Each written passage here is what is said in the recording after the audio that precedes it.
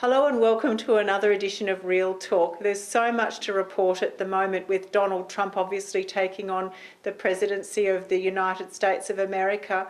The markets are reflecting much better than we thought. He seems to, despite his incredible campaign that we've all seen as more of a soap opera, he has now seemed to have stepped into a very calm and sullen period where he's making a lot of sense and bringing a lot of stability and calmness. Certainly the analysts seem to be happy. So I think there's a lot of good news there. When you actually look at the last 12 months in America, it's quite amazing. They've gone from 12% unemployment down to something with a 4 in front of it. Now, if you relate that to the local domestic market here in Australia, our unemployment figures are about 5.6, 5.7% at the moment. And as I've said in the past, once you get something with a 4 in front of it, you're almost into a neutral zone, because there's always a percentage of the community that are off sick or have disability issues and all sorts of time in between with children and what have you. So in terms of where we're at in the market, we're certainly following a nice downward trend on the percentage, which is an upward trend in employment. And the US have done an amazing job. They're also coming out this December with interest rate increases. That's a fait accompli now. Their market has turned around to such a point that they feel that they can really start heading in that direction now.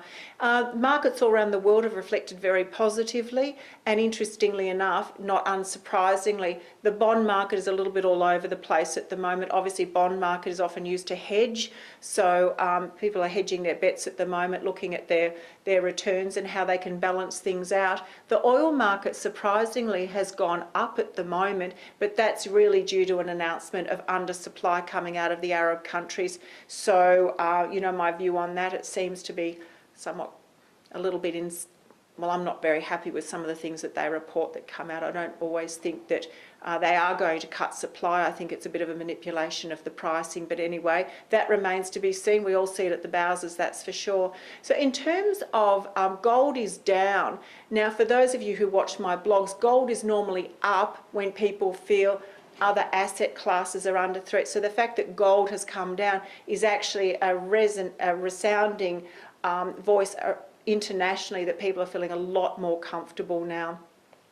And I think here in Australia, we're back into very familiar space. Our mining stocks are going up. I've actually done an analysis this morning on BHP, Rio Tinto and Fortescue Metals, and every single one of them is up at least 25% on a year time balance. So if you look at those, that's quite an amazing increase. I think BHP has gone from $17 to $25, for example. So when you do the maths, it's a very, very strong rally.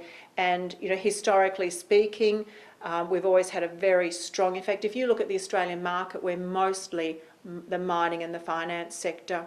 So moving away from markets now into the real estate front, it's quite incredible. The Real Estate Institute has just released the annual year-to-date figures of the best growth suburbs for all of Australia, and I'm really happy to say that 2 of those suburbs are actually in our donut. One of them is only a kilometre from my office here in Windsor, and we've seen amazing growth in Windsor.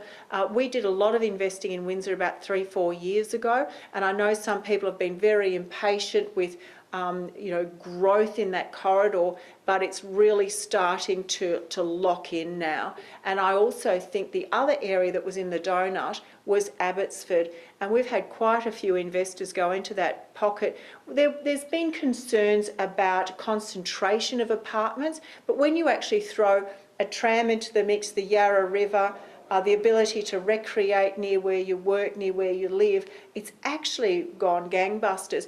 And what I'd like to say is when you benchmark the Victorian or the Melbourne market to the Sydney market, you're actually paying 20% more money for the asset. A 1-bedroom apartment in Sydney is $700,000 more even. The rent is about $500,000.